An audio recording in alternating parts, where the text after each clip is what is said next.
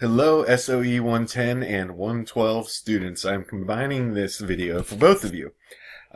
Before I get started with a couple things on closing out the course and other items of interest, I just wanted to say thank you for your support, your well wishes, and just kind of stepping up this term. It's been by far the most challenging quarter of my entire career.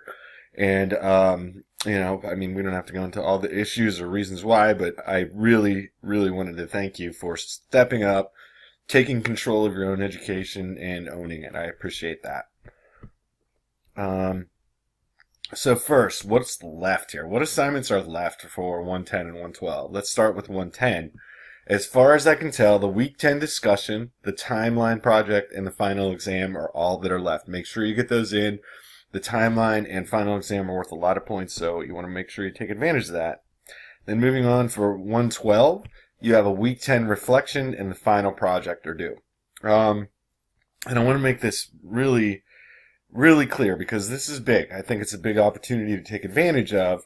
I will accept any assignments that are missing in our course, in the course you're taking, 110 or 112, and grade it without a penalty. I feel like that's the least I can do to show my appreciation for how flexible you've been this term.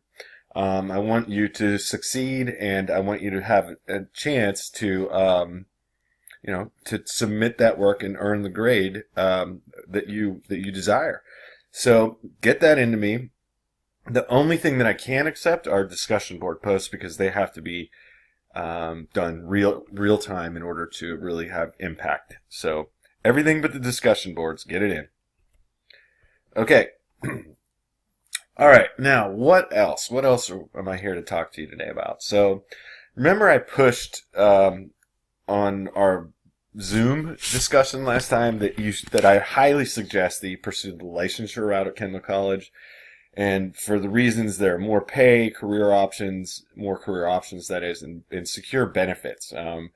Working in a public school, you're not going to be a millionaire, but they pay pretty well, and you have a secure position and nice benefits. My advice is take your TAP test now, or they used to be called the Basic Skills Test. Take it now. Don't wait.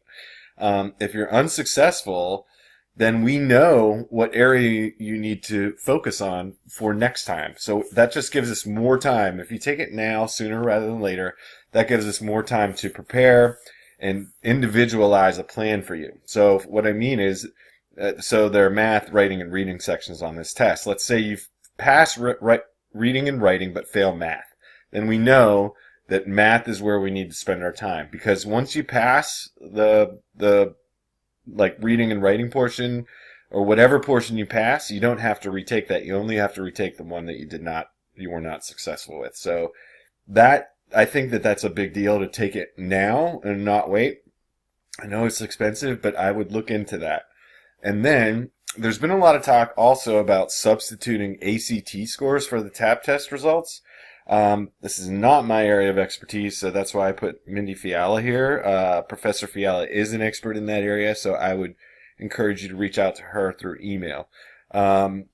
Essentially, the state of Illinois, the state of Illinois will take the ACT scores in lieu of the TAP test if they are at a certain mark, but I don't know what that mark is. That's why I'm telling you to reach out to Mindy. All right, so the next thing I want to talk about is considering a side hustle to help you absorb some of the costs associated with your education. Side hustles are those things now, it's kind of the in term that people are talking about, which basically means, make a little money to try and take some pressure off yourself.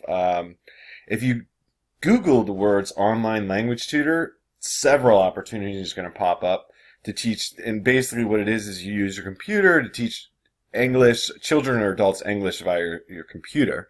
For example, one company works with 2 to 12-year-olds from China, and it pays about $15 to $18 an hour.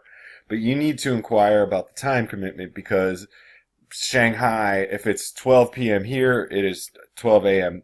there. So it's flipped. So you have to ask what the time commitment is and let them know that you're enrolled in an education program in college, and see what they say. But it's worth it to make an extra $15 to $18 an hour. So that's something that I would definitely look into. And then I linked an article for you to review. What can you do with an education degree? Alternative careers for an education major. Now, you may be saying, why is this guy pushing me out of being a teacher? I just want to teach. That's okay, but in the profession, after the first 5 years, a lot of teachers leave, but I want you to know my purpose for this is trying to express to you how valuable you are and how valuable a teaching degree is and how transferable it is to other positions if you're interested. So, for example, you can check out the article yourself, and I just included a few of these, but writing or editing. And there's a lot of that with online media, the need for writers and editors. And editors select the content that they're going to publish. So that is something that you could get into. And a manager, and this means management in so many different fields. You have the skills to manage a classroom. That's transferable to just about any business that you can think of. And I want this particular last sentence, while you need a bachelor's degree for many management jobs, they may not specify a particular major. So look for jobs that don't require a degree in management. And there are a ton out there. Now, textbook and instructional materials sales rep, they don't have formal education requirements for this besides a bachelor's degree, but I can tell you that education majors are looked upon favorably. They're some of the benefits of that with working for companies like McGraw-Hill, Pearson, Cengage, Macmillan, different textbook publishers, is oftentimes you'll get a company car, an expense account, and there's some travel involved. You get, depending on, the position that you take. So that's something to consider. And again, this whole purpose is just to show you how valuable you are and how many different things you can do. Not to talk you out of teaching. And then, training, let me go back here. Training or development specialist. I think that kind of is self-explanatory what that is. So, you just develop training programs. It could be for schools. It could be for different companies. But a designer can expect to make anywhere from $50,000 and up. So, and there are a ton, and I mean a ton of these jobs available. So that is something to consider. And then finally, the last one I'm going to talk about is being an adult literacy or GED teacher. Maybe you find that you prefer to work with adults as opposed to children. That doesn't mean you can't teach. But I don't have salary data on this position. I tend to think it's fairly low, but it's something that you would want to explore yourself. But there are many opportunities at community colleges all throughout the Chicagoland area, or community colleges all throughout the country. So that is something that you can check out as well. And I mean, that might be something that you could do right now on a part-time basis just to get your feet wet, get some experience teaching. So that's something to check out. And there are other positions listed in that article, like librarian, health educator, and a few others, but they usually require a master's degree, which I totally encourage you to do. That's awesome, but right now I just want to focus on the bachelor's degree and what you can do with that. Okay, it's enough about that. Okay, the last discussion topic today, because I'm running at 8.5 minutes already, I like to keep it kind of short, is grading. I want you to think about this, and this may not directly correlate with what the exact topics we're studying right now in each of our courses, but it's something I want to leave you with thinking about.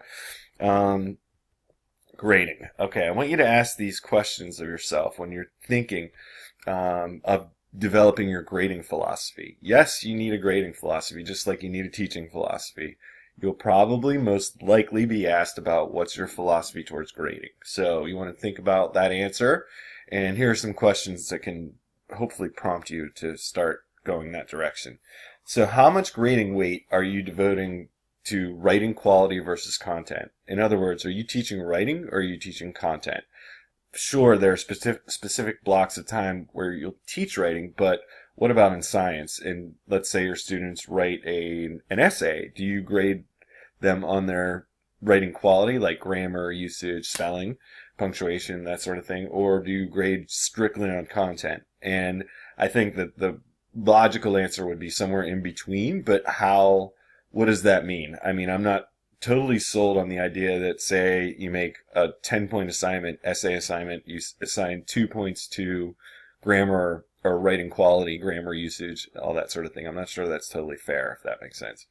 And how do you know or are pretty sure that your grading policy is fair? How do you know your grading policy accurately portrays what students know and could do? That's a big one.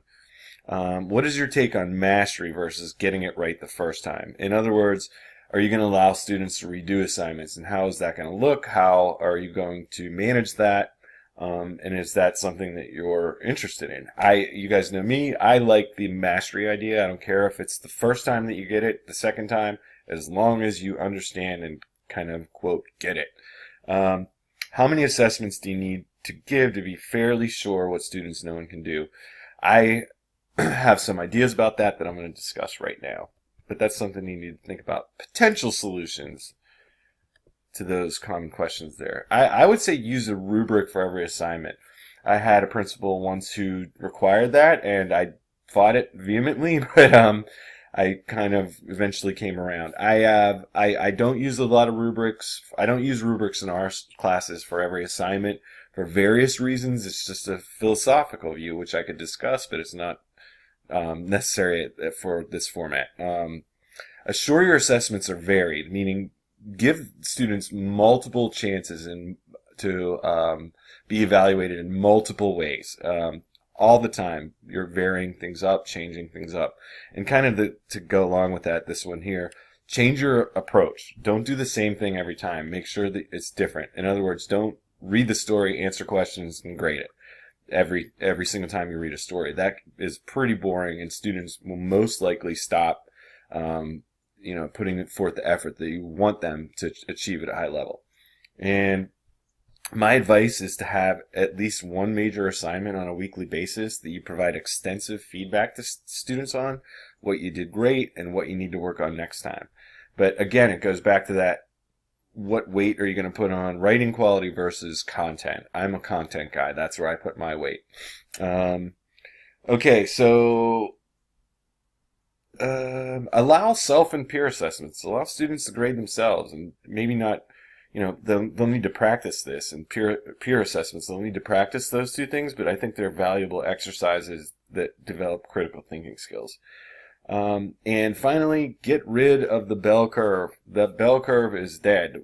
Every class does not equally distribute along the A, B, C, D, F line. So don't think in those terms anymore. We're individualizing education, and that is what we're offering our students. And finally, this is goodbye in several different languages. I've had a pleasure working with you guys. Again, I appreciate all your support, and I left my phone number or my email address on here, and to let you know that I'm always available if you need me. Let me click on that. There we go. And that means, yes, you're my student, but now we're moving towards being colleagues. Whenever you have me again for another course, then I'll be your teacher again. But in between, you're my colleague, and I want to help you be successful, whether that's all that stuff that I mentioned earlier about other things that you might do for your side hustle or whatever. Whatever you need, I'm here to help. All right, guys, thank you very much, and please don't hesitate to reach out if you need anything. Have a great day.